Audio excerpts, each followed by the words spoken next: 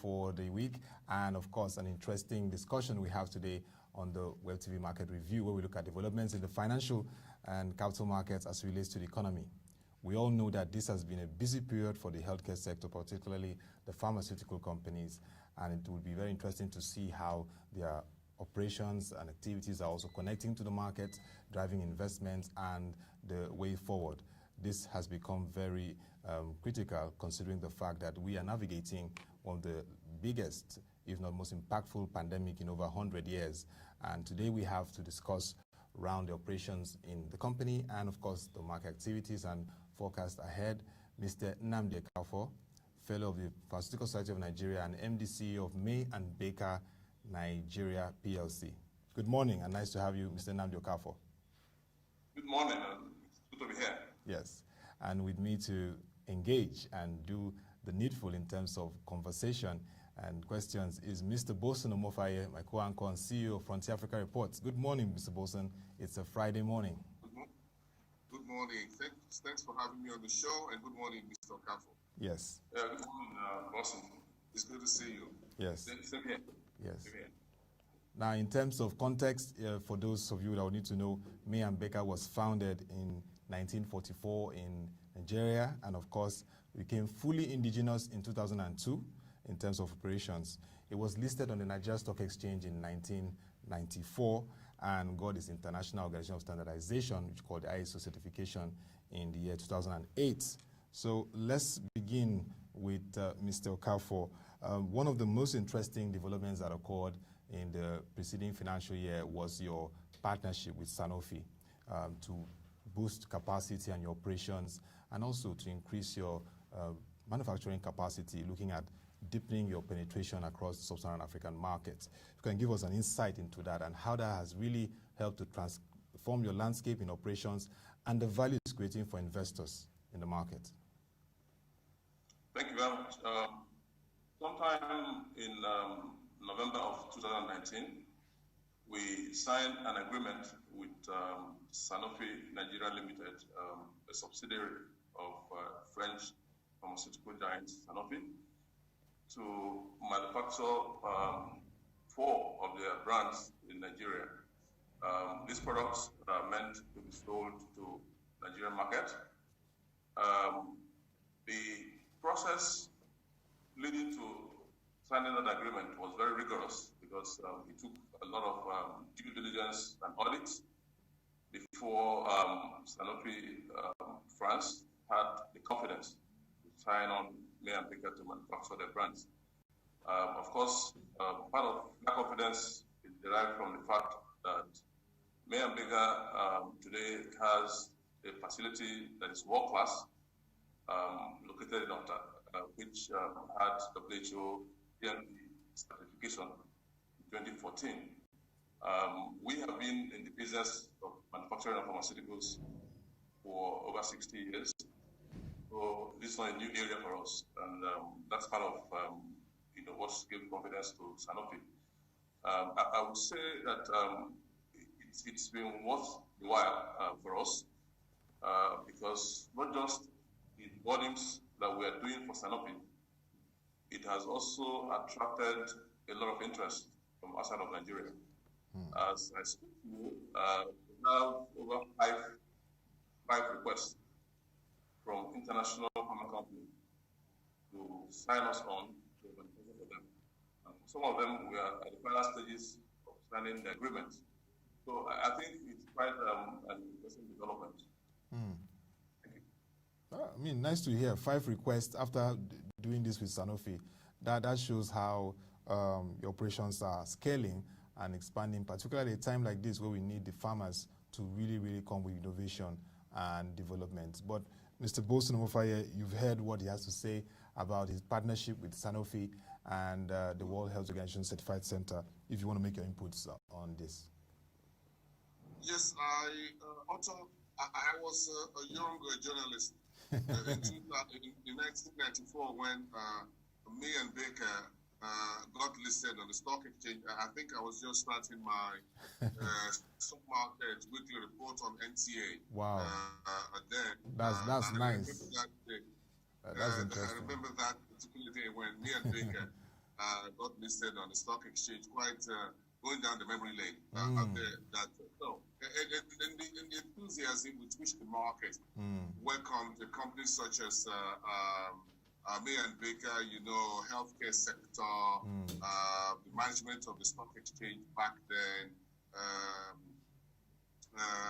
Dr. Hayford Alile. Yes, Apostle Hayford Alile. Yeah, Hayford Alile, the Deputy Director General, the late Chief Henry Ogiri, and Nnamdi Okafor then, who was a general manager at the exchange and all of that. Quite a very interesting time when me and Baker came. I'm sure Mr. Okafor remember none of this too well.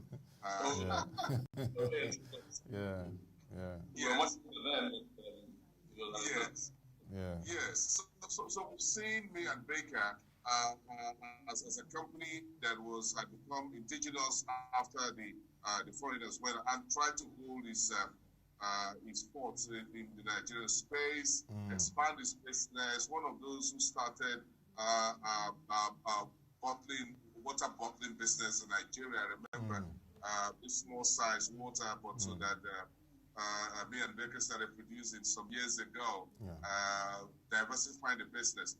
But again, what happened in recent years or recent times has been a game changer for this company, and I'm particularly happy as a journalist and as a Nigerian that we've seen WHO certification of me and Baker. And sometimes we just think all hope is lost for the country, but some people may not be aware that there are folks like Mr. Okafor and others who are professionals, who are doing well within the Nigerian space and who are being looked upon by international organizations. So I just want to ask a direct question, Mr. Okafor. What's the place of R&D in the pharmaceutical healthcare industry?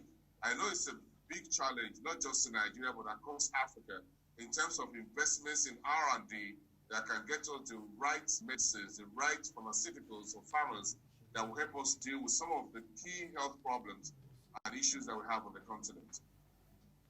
Yeah, thank you very much, Boason, and it's quite interesting that you know so much about me and Baker. I did about 2 industrial visits to your facilities. Wow. That's it. I'm invited to come again. I need to come again. Definitely. We'll come on board. Have you seen the Pharma Center? No, I haven't. It's been a long time. Yes. Oh, okay. So I think myself and Otto will have to come again. Definitely. We'll come with our crew. Yeah, we'd like to see what's happening there. Yeah. Yes. So talking about R&D, as you probably know, the pharma sector is a 5-star industry in Europe and in America. And what drives that sector is innovation. Was an output of R&D. Unfortunately, in Africa, we are not doing so much of R&D for reasons of resource constraints.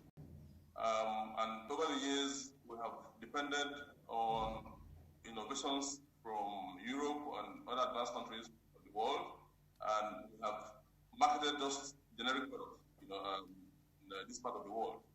But, Mayor Baker had looked at this and was not comfortable with it, and that was one of the reasons that in 2006 or thereabout, we made a decision to invest global standard in Africa.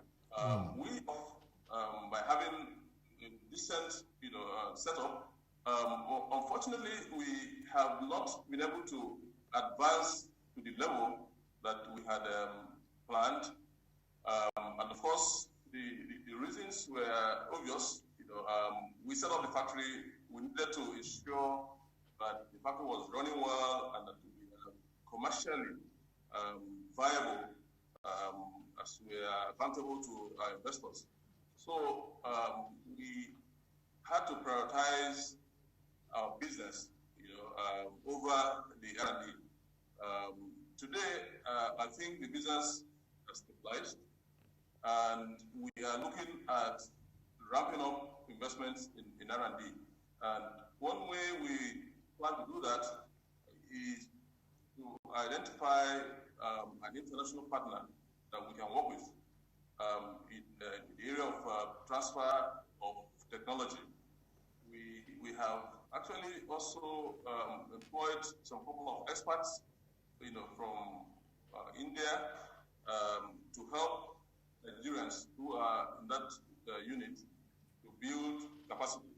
But beyond that, we are looking at tying up with a company that has done quite a lot in the area of research and development. That's one way we can defraud whatever we intend to achieve. But beyond that also, we are looking at what we can do with the output of research and development in the universities in Nigeria. It's looking at materials and resources that are coming from our environment, and this area of phytomedicine. We know that a lot of universities are doing some research and coming up with some herbal, products that have some medicinal value. So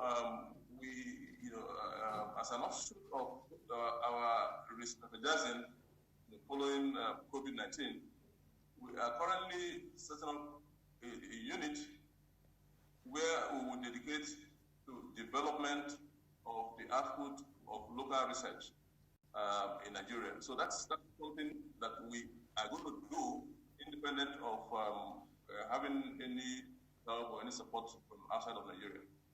Wow, that's really remarkable to hear. Supporting local research development. This is something that Mr. Boason has also been re-emphasizing. Mr. Boason, this may come to you as a very interesting development. What's your reaction to that? I'm the man on the ground. I love it when it's local. Yeah. I appreciate when we can do. I see no reason in which we can't have R&D from our universities and other research institutions and produce drugs and medications that apply to us. Look, the Chinese package whatever they do and bring it down to us and say it's a tea, herbal tea that you can drink for malaria, you can drink it for whatever, you put it in some hot water, and they export it, and we spend $1 to import them, right? Yeah. Whereas in Nigeria, we have such things that we could do ourselves. So with agriculture, you can do agri-health in a manner that you would never ever believe. Because again, it's all from agriculture for plants, and aside from those that you can do in the laboratory. So, and we have this richness, and the Chinese have this environment as well. We are a tropical country, for crying out loud. And when you're in a tropical country like Brazil or others, you are blessed with abundant natural resources that you can turn. So I like the sing-song that is coming from the government, that we need to embrace those who are doing traditional medicine, and I'm not talking about those who do not voodooism and things like that. I'm talking about those who are herbalists in the sense of using herbs and producing drugs and medications that can help us. So, and you can see a lot. So, but the backbone of this is R&D. So, what Ben Baker is, our CEO, is talking about is music to my ears. I would want to ask him the interventions and supports that are coming from the central bank under this COVID arrangement. How far has it gone, really, in terms of not just for those who are producing drugs, but for those who are in hospitals and what have you? Are you getting funds from the government, from the central bank under this arrangement? Okay, thank you very much. I will take it from two perspectives. One is from the commercial perspective, which will have to do with our current business, and then the other will be from R&D. Yeah. For the commercial perspective, I'm sure you are aware that the central bank had announced a 100 billion naira intervention fund for the for healthcare pharma industry. Yes, healthcare. Mayor Baker has applied for this fund, and currently it's being processed. Our industry have had meetings with the CBN governor, and he has assured us that we are going to access this money. Why do we need this money? One is that we need to scale up, okay, to be competitive. Nigeria is going into the African Continental Free Trade area from January next year, and that throws off competition. So we have to compete with a lot of other countries, companies in those countries, and we know that one big headwind that we have in Nigeria is infrastructure. So infrastructure puts us at a disadvantage. So we have to find other ways of ensuring that we are competitive. And one way would be to ramp up capacity and get our costs to be as low as possible. So we are looking forward to accessing these funds. And I would say that there are two sides to this equation. What the CBN has done is going to help from the supply side, because it's going to boost our ability to bring in raw materials, bring in machines, and get out the products.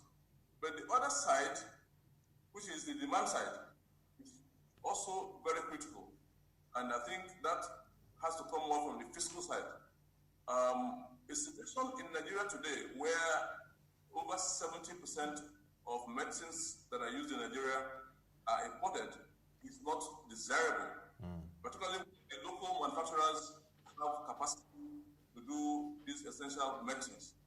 So what we're saying as industry is that whilst government is trying to encourage us to be able to build up our capacity to produce more in Nigeria, like this, where the rest of the world is showing us out, Nigeria has to find a way to protect its market for its local players, because the only way that this will be sustainable.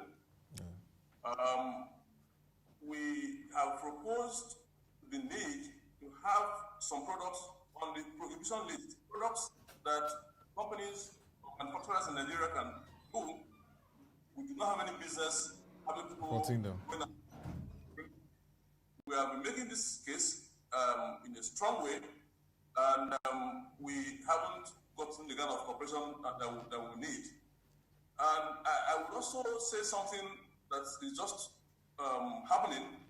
Yesterday, we saw an editorial from FIRS saying that pharmaceutical raw materials will no longer be exempt from VAT. That is shocking to us, because over the years, because of the need for government to build self-sufficiency and medicine security, government had put pharmaceutical raw materials exempt from paying VAT. So coming at this time, at this critical time, when we have issues with supply of products, and other challenges, you have to begin to pay VAT. And considering the fact that when we pay VAT on raw materials, it makes us even less competitive compared to people who are bringing in products from outside. And as we speak, some of these people, because they make so much money, they bring in all sorts of products from outside, they go on TV and advertise, they make so much money. As we speak, they are lobbying to get duty waiver to bring in more of these products. So, if we continue as a country in this trajectory, then we will never be in a position where we will say that Nigeria is now self-sufficient with regards to provision of medicine. So that is it for the commercial side. As far as the R&D is concerned, we are also aware that there's a 50 billion naira grant for research and development into medicines and things that are used for, that could be used for COVID-19. We have partners in the academia who are into R&D. We are currently looking at certain products that would help to develop, and we are, looking at putting an application in to see if we can access some of these grants to be able to fast track getting these products to the market. Thank you. Well, I mean, when you hear the fact that this is a period that we need to ramp up production locally, address the issue of imports that's over 60%, and particularly the need for fiscal incentives, it therefore becomes a challenge. And definitely these things you've raised, Mr. Nnamdi Okafor, the tax, the VAT on pharma raw materials, is something that definitely would need some more conversations to explore the windows that can be provided for the pharmaceuticals, because like you see across the globe, nations are providing that incentive, that enabler for pharmaceutical companies to really ramp up production, bring out innovation, and see how they can even support efforts at tackling even the pandemic. Some of Mr. Okafor's colleagues are even talking about priority from government in terms of engagement and supply of drugs to Nigerians in this time. So we've taken that note. Mr. Boason, you want to yes. intervene? Yeah. Yes, just to add to what Mr. Okafor said. You see, I think this virus, this pandemic, has opened up the eyes of the government, and I guess some of the things that the engagements they've tried to have before will now become more, will be escalated and expedited on the side of the fiscal authorities. Because again, I'm sure, yes, I saw that in the economic stimulus plan, the government spoke about the healthcare industry. Yes. The president talked about it during his recent speech and all of that. The central bank talked about it. The universities and the academia are being brought onto the table. Yeah. I just want to support that. Look, the government shouldn't waste a good opportunity out of this bad situation. Yeah. Because if you look at the healthcare industry in Europe, as Mr. Okafor said before, you'll be shocked. And in the US, these companies are big cap companies on the various stock exchanges. You've talked about France, it, Mr. Boason, yeah. the UK, to the US, from Gilead Services to AstraZeneca. To Pfizer and the rest of them. The global leaders in the US, in the UK, are sitting down with pharmaceutical industry leaders and talking about how to get them. Now, just on the side of healthcare, also on the side of job creation here. Because when you look at the healthcare industry and the entire value chain, as I said earlier, one of the 5 pillars of Beyond Food in agriculture is agri-health, and I'm going to repeat that again, like a broken record.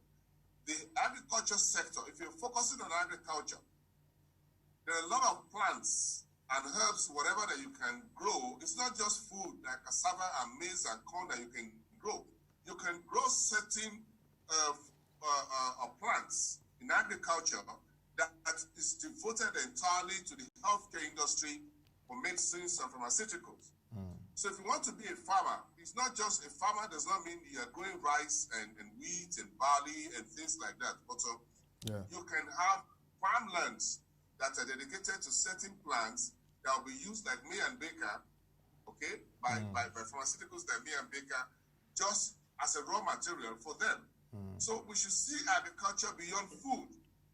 When government says they're talking about food and agriculture in Nigeria, it shouldn't be just about feeding the population. It's about healthcare as well. So I know this very well, that you can do a lot. So agriculture is not just funding those who plant rice and those who are doing chicken or livestock. We should also fund those who are farmers or those who want to go into agriculture that has very strong correlation with the healthcare industry locally. This will be very, very good. So I think Mr. Okafor should also include this in their conversations with the central bank. That look, interventions in agriculture should not be only to those who produce food, but for those who want to do farming or agriculture in terms of agri-health. Yes. Yes, that is very, very key. And that is very, very important. And sometimes some of the wastes that you find from other plants can be used in healthcare. Yeah. So how we mainstream healthcare and agriculture, tie them together to the same apron in terms of getting food, getting healthcare, creating jobs, creating value chain, creating industries that will do processing. Okay? Yeah. For some of these things, hand them over to the universities, to some of the pharmaceuticals industry will really be a game changer. So this is something that the fiscal authorities need to mainstream. And I want to see the Minister of Agriculture and the Ministry of Health work together very closely on this. It's very, very important that we lock it all together at the hips, join them together so that we can get the benefits, the full value of it moving forward. Yeah, I mean, I hear you very well on that, Mr. Boason, and that has become very imperative for pharmaceuticals, that nexus between agriculture and healthcare, particularly agri-health.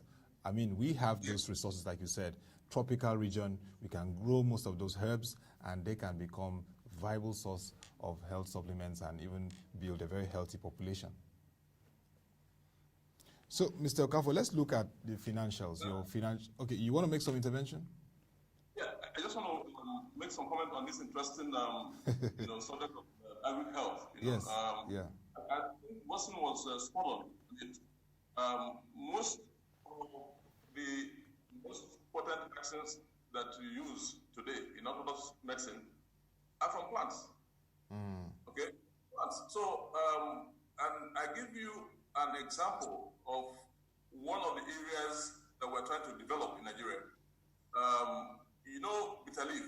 Bitter leaf is something that is generally used in some southern part of Nigeria to make soup and all of that. Southeast, south. Yes. Yeah. There's a Nigerian professor in the US did the research and confirmed that this plant is useful in managing conditions like diabetes. Wow. He got it patented in the US and had the product in the market. Yeah. Badly in the US. Now we are working with him to commercialize that product in Nigeria. So this is an example of what he was talking about. And I think I agree with him that it's an area that should deserve some intervention also from government. Yeah. So now talking about our numbers for last year. Yeah. Let me get into context. You had a net profit of 109% in terms of net profit growth in 2019 financial year. That was movement from 342.7 million in 2018 to 716.4 million in 2019. And you said in your 69th annual general meeting that this was driven by improved operating and cost efficiency, which shareholders, investors will always want to watch in companies. And you paid off about 431 million dividend, 25 kobo for every 50 kobo share held. And at least dividends are being paid amidst the challenging macroeconomic environment. But we also saw that there was a 5.5% drop in revenue from 8.55 billion naira to 8.080 billion naira. And my only concern is that you are doing your best to drive value. There was a drop. And then there's a COVID-19 in 2020. What should investors, what should market players watch out for in terms of the impact it may have on revenue and strategies ahead around this? But we give you the opportunity to speak further on your financials. Okay, thank you very much.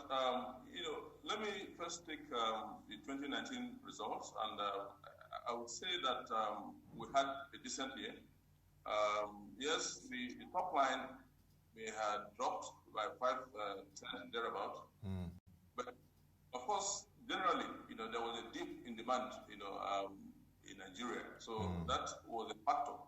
And more specifically for the pharma industry, there were some regulatory interventions. I'm sure you're aware that the Nigerian government banned the factoring and of a certain cough medicine. Yes. Okay? That cough medicine deprived us of revenue of about 650 million naira. Just by banning that particular one. Yes. So, so if you factor all of that in, we actually would have had some growth in revenue. Okay. But that is the past. Okay. Of course, you know, one thing we have done, I mean, if you go back about 10 years, you will find that at some point after we commissioned our factory in order, you know, which we borrowed heavily, you know, to complete, we had to struggle, you know, because depreciation was very heavy. You had to pay off your loans. Yeah.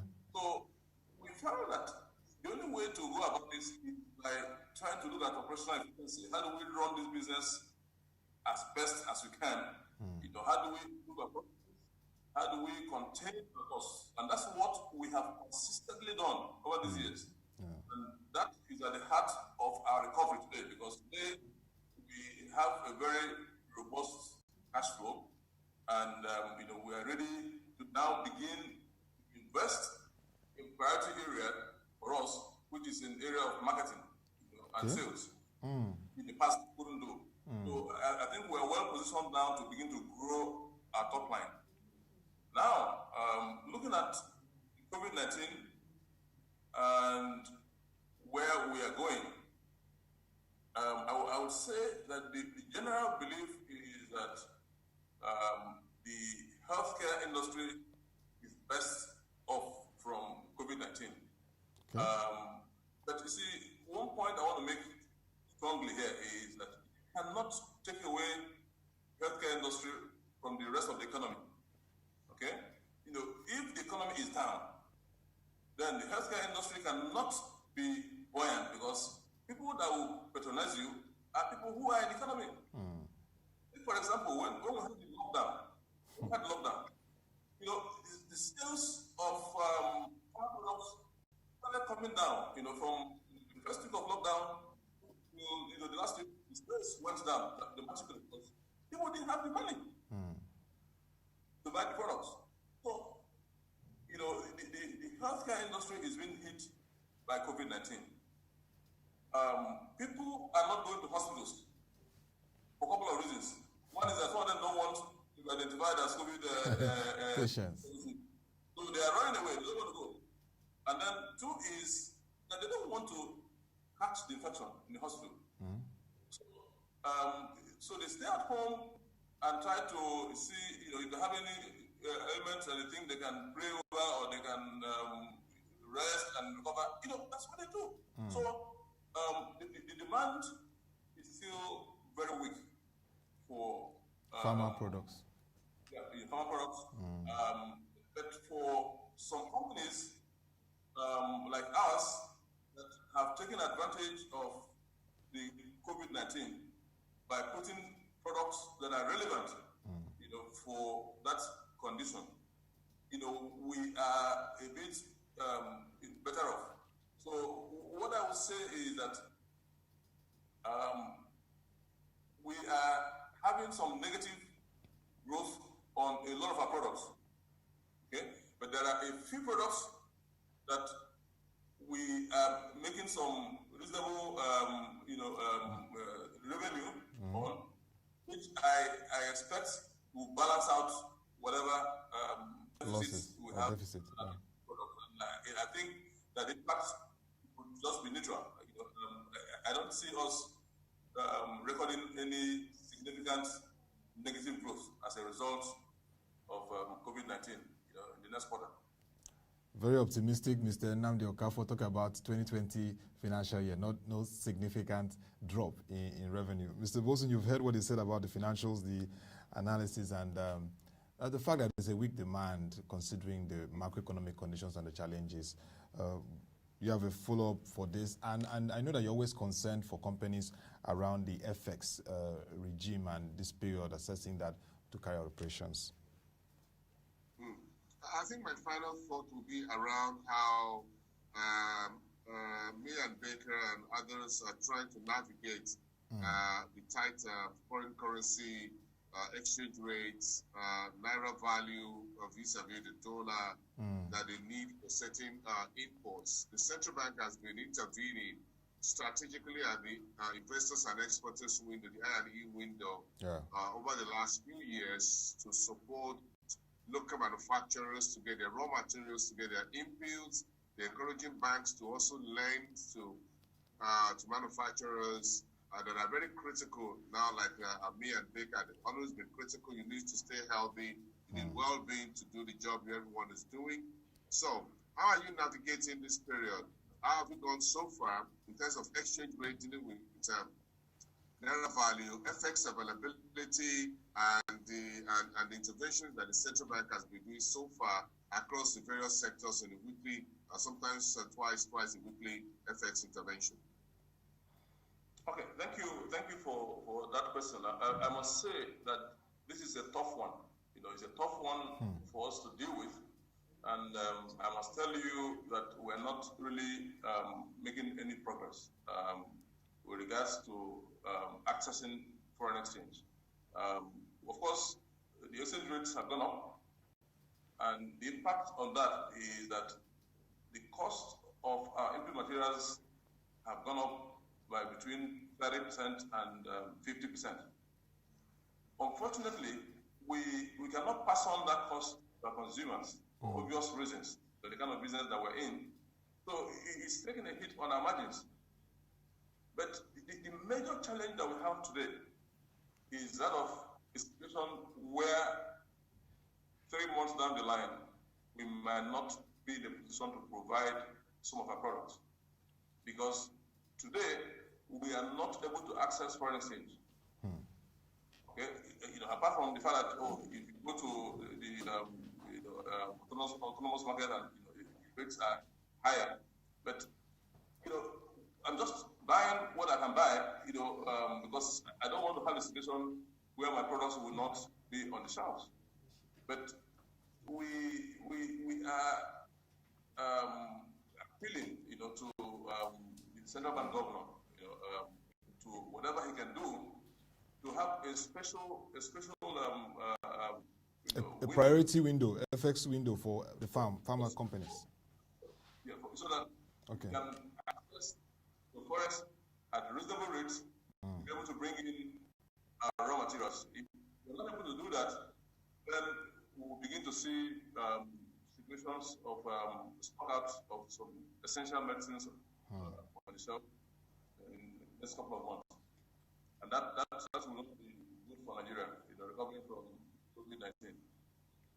Well, I mean, what you said brings to the fore, Mr. Boason, what he's just said brings to the fore what the Director General of the National Agency for Food, Drug Administration, Council, NAFDAC, Professor Mojisola Adeye, she raised concerns about drug insecurity in the country, and factors like this could really fuel that.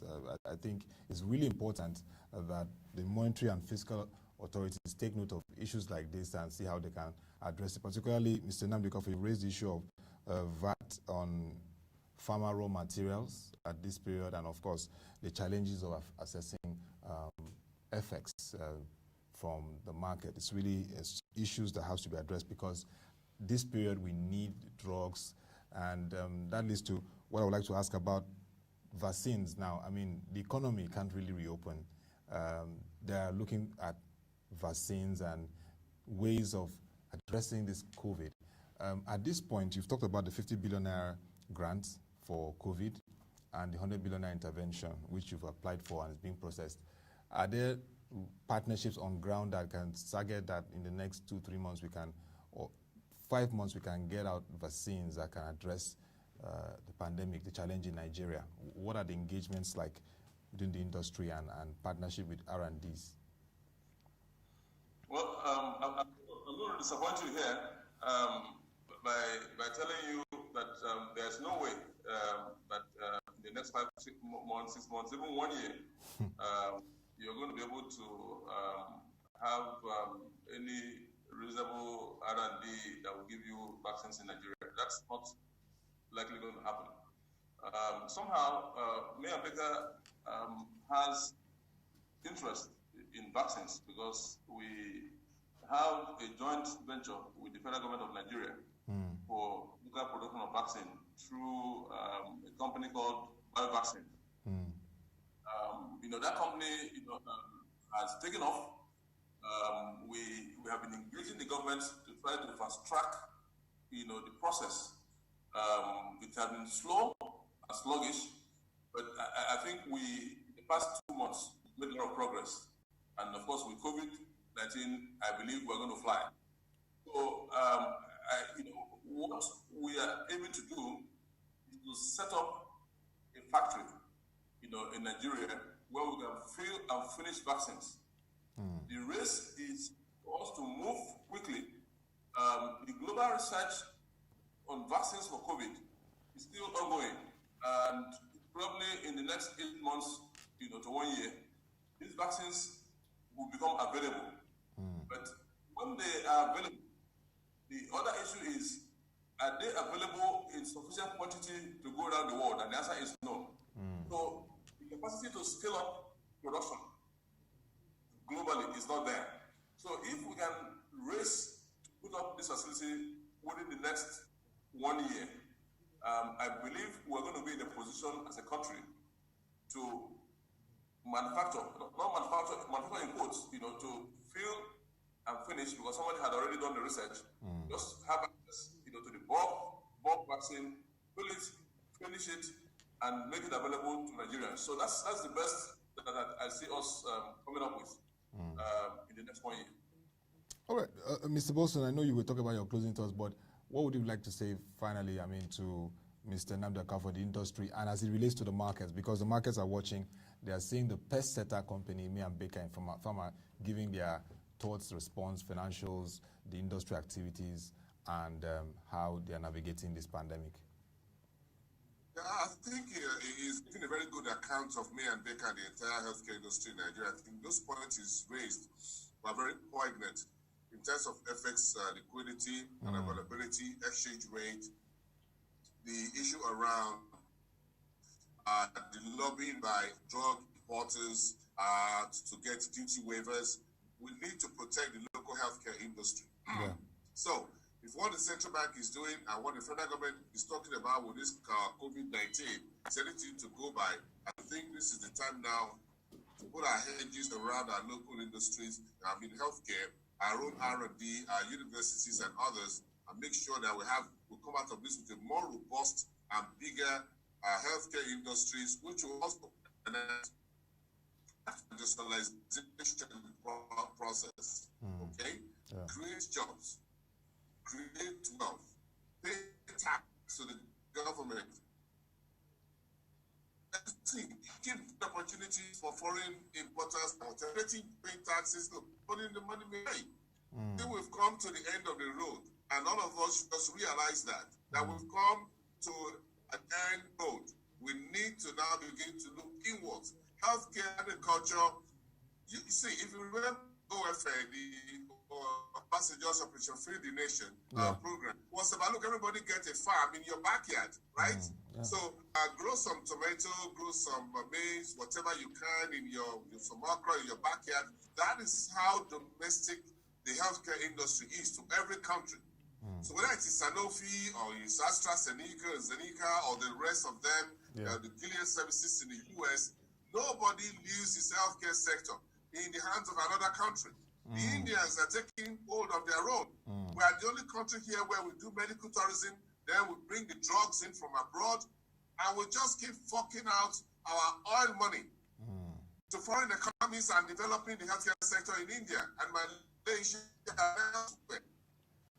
Girls need to stop. Somebody needs to raise the red light. This is the time to stop. And that is where I'm going to stop for today. Thank you. Thank you, Mr. Nnamdi Okafor. I appreciate it. Thank you, Mr. Nnamdi Okafor. It's a time for us to invest more in our healthcare sector. Mr. Nnamdi Okafor, in just 2 minutes, what's the outlook for second half of the year? What would you like investors to know at this point? And shareholders, they're all expecting to see some strategy and steps. What would you like to say at this point? Well, I would say that it's going to be a situation of cautious optimism. We are going to do the best we can, industry, to ensure that investors are not disappointed, because of part of COVID-19, the healthcare sector is the least affected. Okay, so we want to make sure that we are able to declare some reasonable profit for our investors.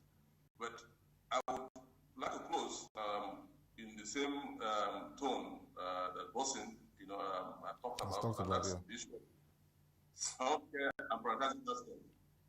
I want to say that everything rises and falls on healthcare and nutrition. We have had a running battle in this country trying to find relevance from managers of the economy, not just in Nigeria, in Africa. Yeah. Everything is measured by GDP. So when you go to meet some top functionaries, emphasis is on how much GDP are you contributing to the economy. And as long as it is not in double digits, you are not relevant. Let's see what is happening today. Just a microorganism has brought the entire global economy to a halt, and nobody is anymore. Okay, so it shows that beyond GDP, the quality of life, it's important. If you're not healthy, you cannot produce. So I hope that Nigeria has learned this big lesson, and that going forward, we need to give priority to areas that are strategic. Maybe not in terms of contribution, not very significant. So that's where I want to end it. And I also want to thank you for the opportunity to be here. Yeah. Thank you very much. Thank you very much, Mr. Nnamdi Okafor, MDC of May and Baker Nigeria, for coming to share the operations, the market activities of your company, which is a pace setter in the Nigerian pharmaceutical industry, and of course, market activities and what investors need to know. And it was very nice co-anchoring this with Mr. Boason Omofaye, who gave us good insights right from the history of the fact that he was even there when May and Baker was listed on the Nigerian Stock Exchange. A lot to learn from Mr. Boason here when it comes to the history and evolution of the Nigerian capital markets. It was really nice having these interactions with you. My pleasure. Yes, and thank you very much, Mr. Okafor. See you sometime. Yes. Thank you. So thank you. We have a date. We have a date in Otta. Yes, we have a date. Yes. Yes. Hopefully, as everything begins to reopen. Well done. Thank you very much. Thank you very much again. And that will be all for the WebTV Market Review for the week. It has been an interesting week, and we look forward to more interesting conversations, revealing conversations, action point conversations from the new week on Market Review. Join us every Monday to Friday, 10 a.m. to get those incisive analysis. But you can join our website, www.prioritization.com, to read our reports, watch videos, analysis, and reports and insights on what's happening in the financial and capital market as it relates to the economy. Till we come your way again, thank you for watching. Have a nice day and stay safe.